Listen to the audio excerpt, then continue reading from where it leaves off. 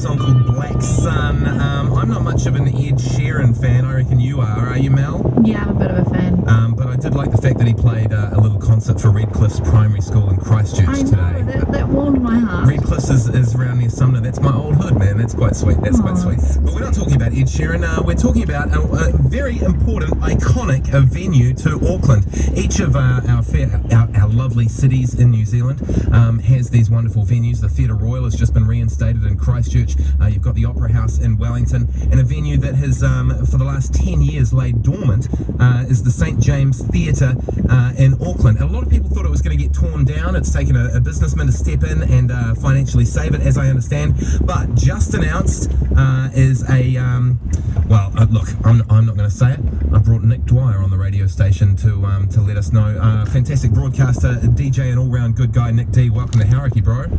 Man, thank you so much. This is the first time I've ever spoken on the legendary Hauraki, and it's an honour, and I'm so honoured to be speaking with you, Alex. Thank you so much for having me on the show this afternoon. Bro, I would have you on my show any day of the week and twice on Sundays when I do University. You should check it out. It's a really good show. Anyway, bro, tell me, how did this come about? The rebirth of St James.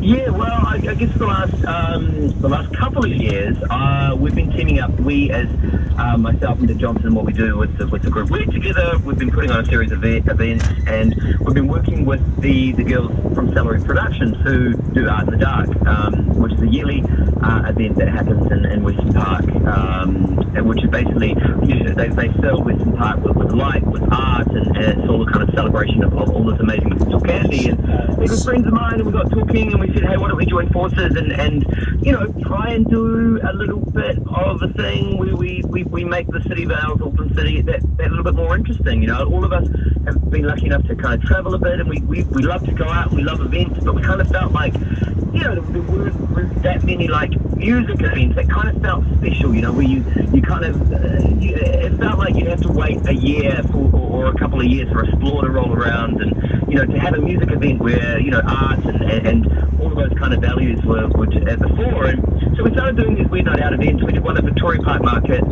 before it was kind of, just after it had been renovated. And the idea was to kind of take Aucklanders into venues and spaces that they haven't been into in a long, long time, if at all. And all of a sudden, just in the last 3 or 4 months, we got a little bit of a sniff.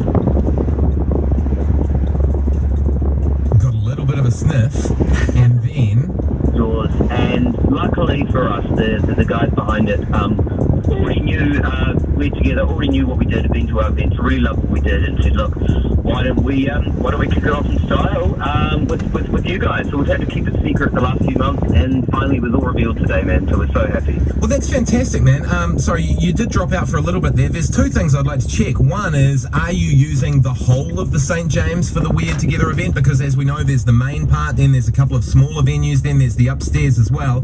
And is this a one-off, or will this signify that other gigs could be getting into the St James soon as well?